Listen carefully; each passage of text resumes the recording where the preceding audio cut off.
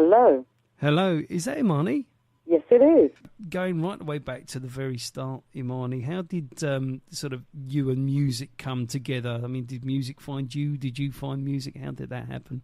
I have to say music found me, I think. It was a very chance thing. Mm-hmm. I literally moved to London just at 19. I just wanted to leave my mum's and see what the big world was about. And I'd been here a couple of weeks and I was looking for a job. I managed to land one selling perfume.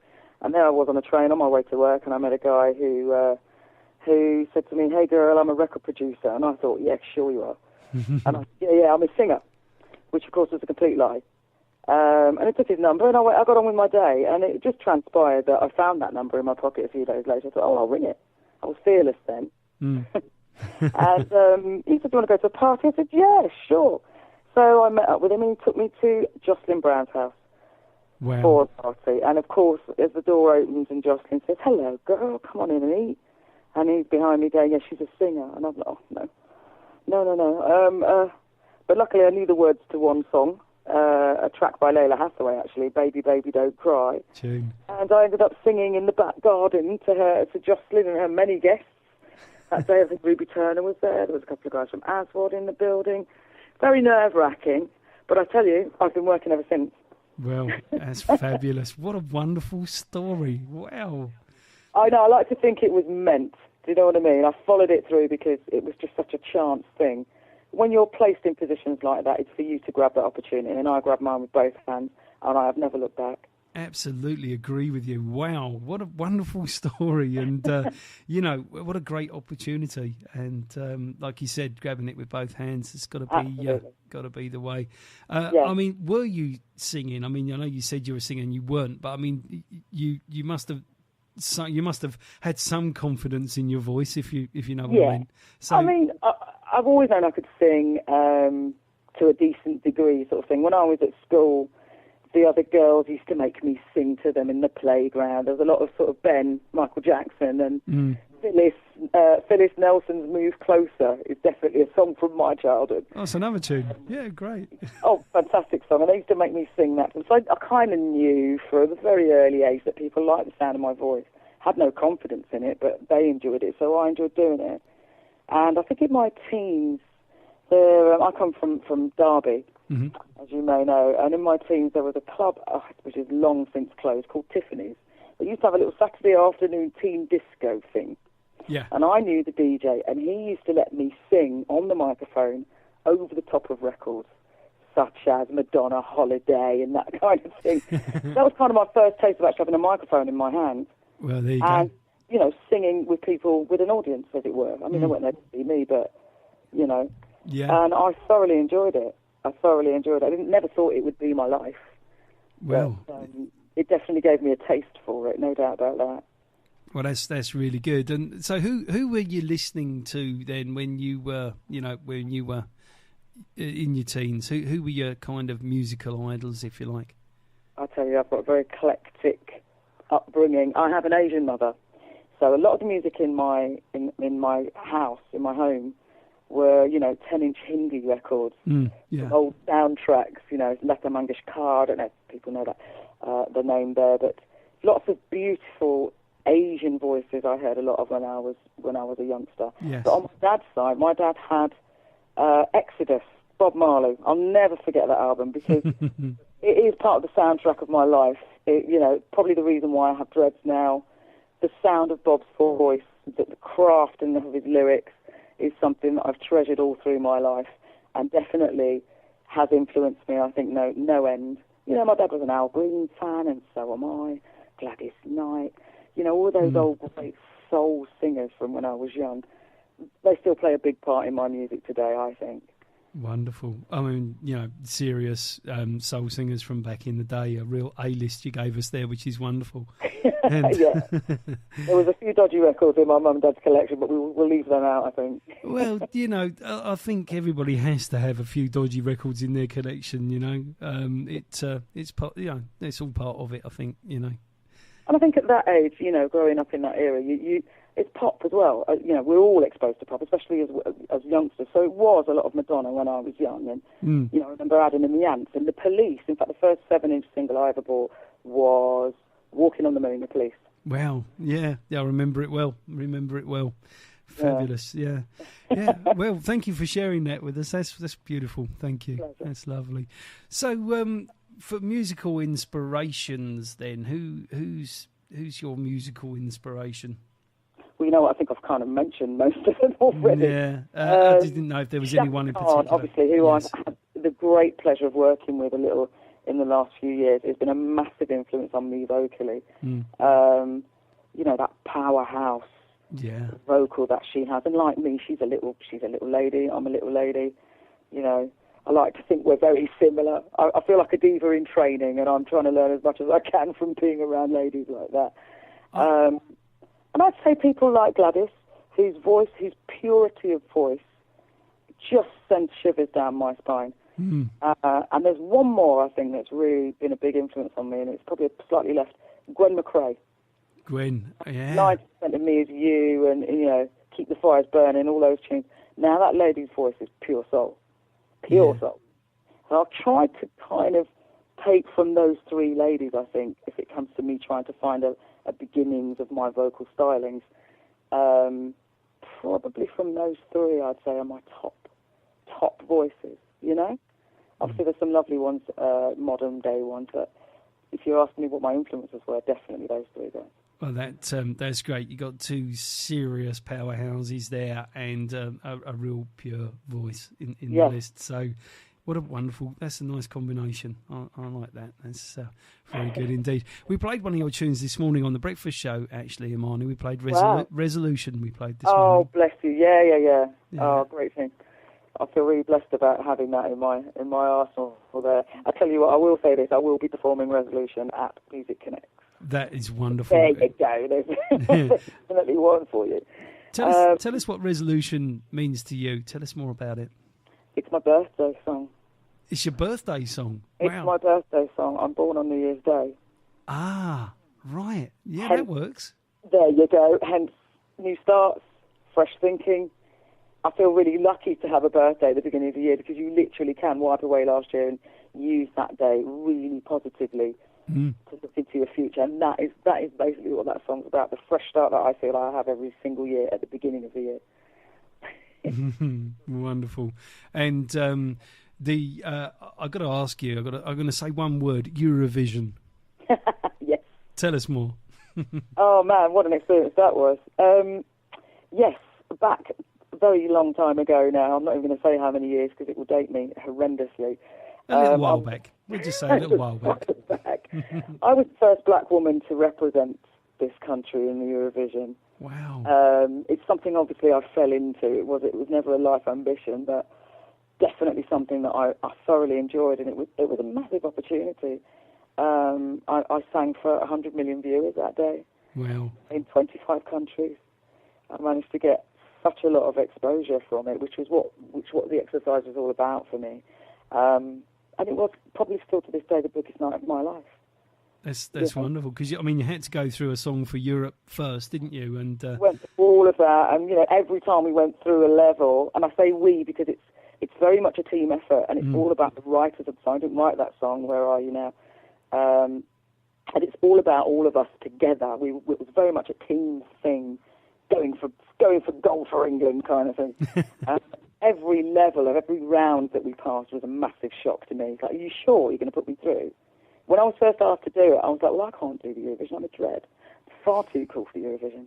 But the reality was I thoroughly enjoyed the song, and I just thought it would be a great opportunity, and it's something I'll never regret. I thoroughly enjoyed it. Not something I'm aiming to repeat, though. Well, that was absolutely fabulous. And then, you were runner-up, weren't you? You came second, which is I came second, overall. and I tell you, no one's touched me since. No, well, it's lots of Neil Pont nowadays, isn't it? There you go. So I think my timing was pretty good, because these days I don't think Britain's having, it's been years, isn't it, since Britain's having any good luck in Europe. It's very political competition anyway. It's not necessarily based on talent.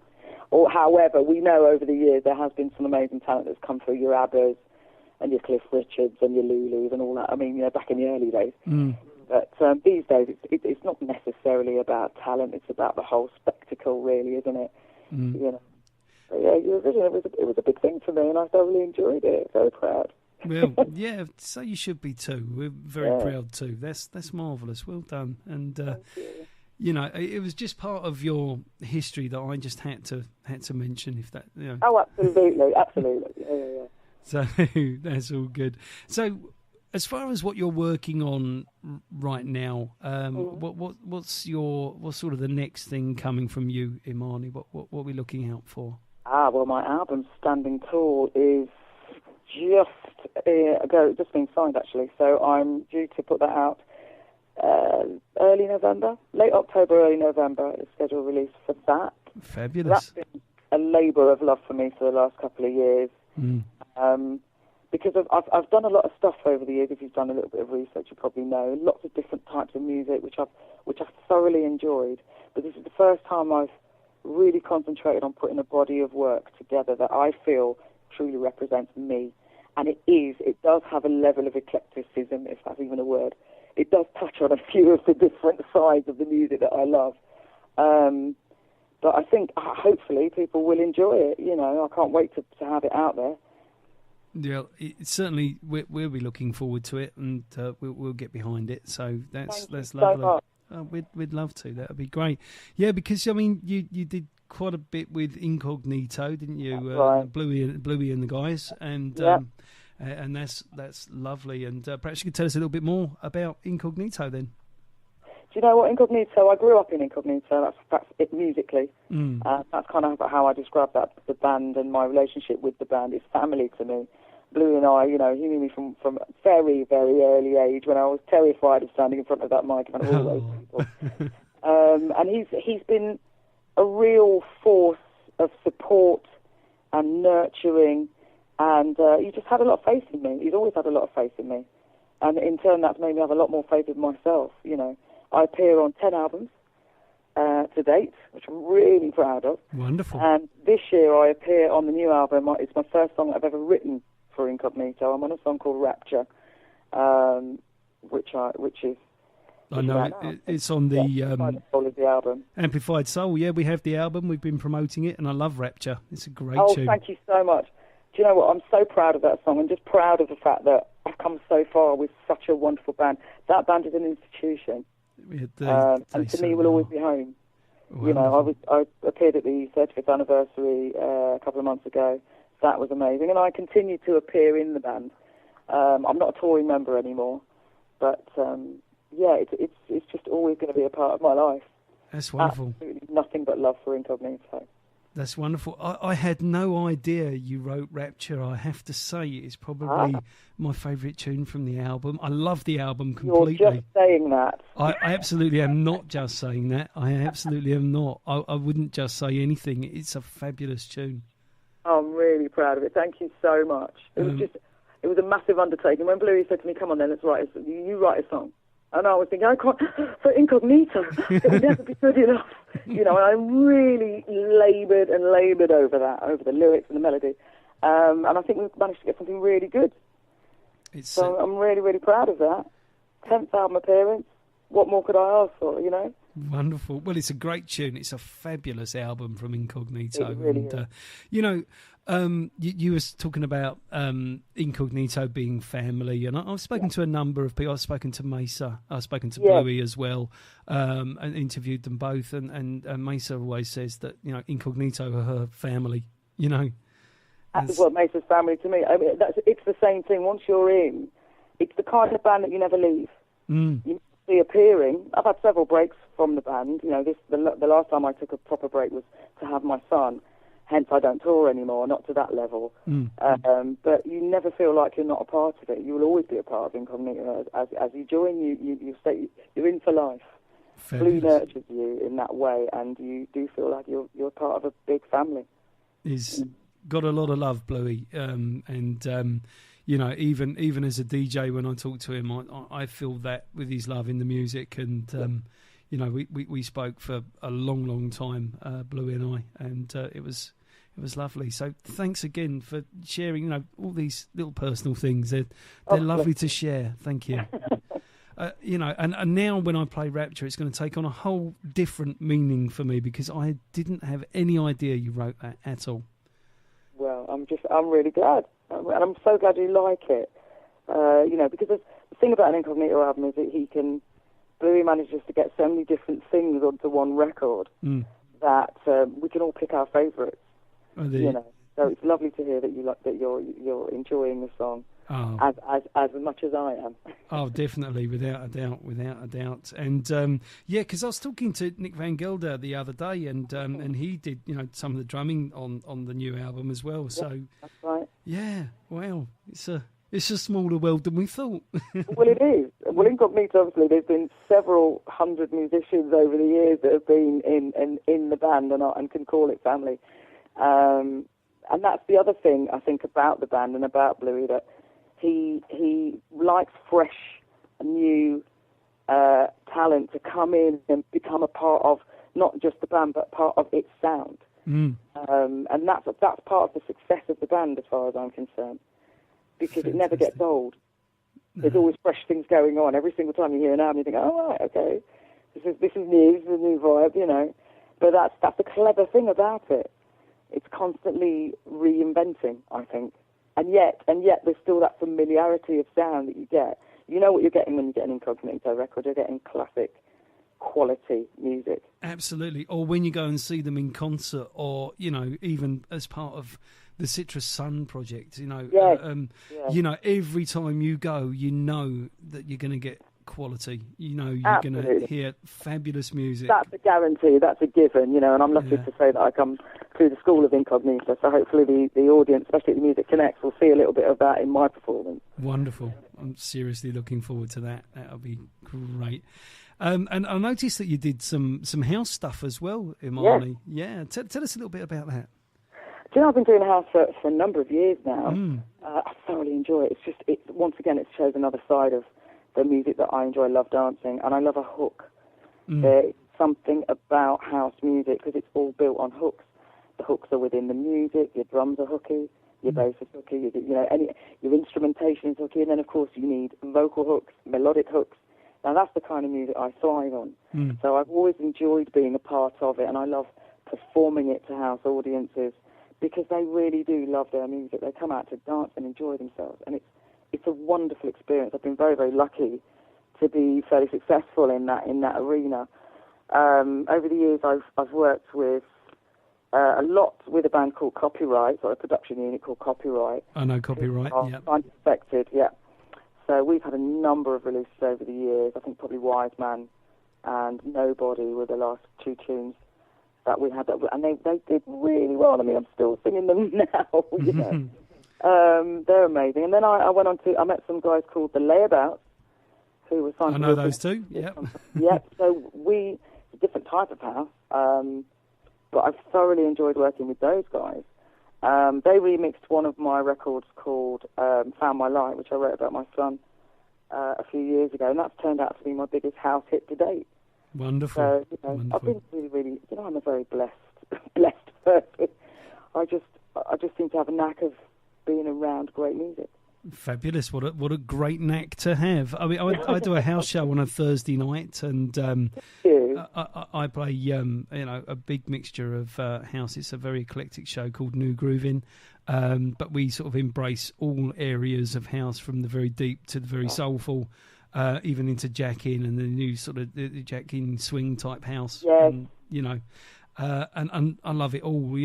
I've done 117 shows of that. Wow. under that brand, and very much enjoy my house music. So I know exactly what you're talking about when you talk about the hooks and you talk about the enthusiasm of the crowds. And yes, definitely. I think for some maybe they may think that house and soul are two different things, but I tell you, a guy called Ollie Lazarus from Real People, yes, once told me, listen, Imaani, music is music. Good music is just good music. There's no point in trying to give everything a specific genre and keeping everything in boxes. It's just good music. And if it's really great, people will love it. That's and right. I absolutely believe that. Yeah, Ollie has a great way of saying those things. I spoke to Ollie a while back. He had a new album coming out that he'd put together a compilation for 2014. And and I spoke to him prior to that being released. And I know Ollie as well. He's a great guy. Wow. He is. Yeah, I've been lucky because he's been he's been involved in my career as well for a few years. I've performed as a member of Real People for a few years, and I've had a couple of releases. I appear on one of their albums, I think. Tony Monrell and Tony from Incognito. Yeah. We appear on a duet called Amazing. I think I've played it. I think I've got it for sure. So it's a small world. Yeah. Fantastic! Wow, and the questions that I sent you was really far too simplistic. We need to ask all of these questions, so that's wonderful. And thank you for indulging me in that. That's brilliant. Oh, it's my pleasure. It's nice. It's nice that you're interested. Definitely. Oh, without a doubt. The new album coming out, and we're really looking forward to that. And so. What do you got sort of lined up after that? Will you be kind of gigging the album live? Is that the aim, or? That's the plan. My band and I are just gearing up, getting ourselves ready with our new songs, and hopefully at the time of release we'll be ready to drop. I've always been a gigging musician, and my band and I play, regularly to keep ourselves in the game. I love the live element of music probably more than any other. So that is going to be the focus. Obviously promoting the album. As much as we can, and trying to reach as many audience members as we can. That's the name of the game. Wonderful. Well, and certainly if you're out there and out and about sort of gigging, then you're probably more likely to have us in the audience there. I mean, we do love to come and support artists and see live gigs. It's part of what we do as a station, if you know what I mean. Oh, well, that's brilliant. And you know what? You let me know if you're coming to a gig, my friend. Oh, well, that's lovely. We will let you know, and you come up and say hi, and be part of it. That's wonderful. If you'd like to sort of point our listeners at where to find you in social media, how to sort of get in touch, how to find out more about your music, how to buy your music, that would be really, really good. Okay, well, if anybody wants to check out Imaani online, please www.imaani.net. Nice and easy. You can find me on Twitter, @theImaani, and you can find me on Facebook, Imaani. Very easy. Please check in with my website regularly because I do post all of my gig dates, and you can find any new releases. They'll be posted there. If you want to see what I've been up to in the last few years, just put Imaani into your title bar of iTunes, and a plethora of stuff will come up. Sounds absolutely wonderful. That's brilliant. That's really good. Actually, it's been a real education for me. It's been lovely talking to you today because I've learnt loads. Wow. Thank you so much. It's been my pleasure. My pleasure. I've thoroughly enjoyed talking to you too. So I'm waiting for our paths to cross at this gig, and hopefully in the future too. That would be absolutely wonderful. And it's just so nice to have an interview where it's just a couple of people talking about music rather than this sort of question and answer thing that just always seems a bit formal to me, Absolutely. I think you learn more about an artist that way, don't you? Yeah, without a doubt. Just let people say what they want to say, It's a much nicer place. And on that subject, Imaani, if there's anything that you would like to say that you feel I haven't asked you, or any areas you'd like to cover, please feel free to tell us all about it now. That'd be lovely. Really just to talk about my new album, which is, as I say, due for release probably I'd say early November, end of October, early November. I haven't got a firm date on it just yet. But look out for that. It's been produced by a wonderful guy called Kevin Leo, who I think has really helped me capture my soul, which is something I've sang on a lot of things, but I think I've managed to find a way now of bringing my true self across in this record. I'm very, very proud of it, and I can't wait for it to be released and hear what people think. Wonderful, wonderful. And, please let us know when that's being released. We'll get behind it, or even a little bit before. We can get it some airplay, and that'll be absolutely let you know. Wonderful. Absolutely. And thank you so much to everybody who supported me through the years, and to those who are just coming to get to know me, I hope you will be with me for some time. Wonderful. And thank you so much for all of your wonderful talent through all of that time, and for really your time today, because it's been lovely talking to you, and I hope you have an absolutely beautiful weekend. And lovely, thank you. You too. We'll see you very, very soon. I'll give you a wave at the Jazz Cafe on the 28th. Lovely. All the very best. You take care. You too. Have a lovely day. You take care, Imaani. Thank you now. Bye. Bye.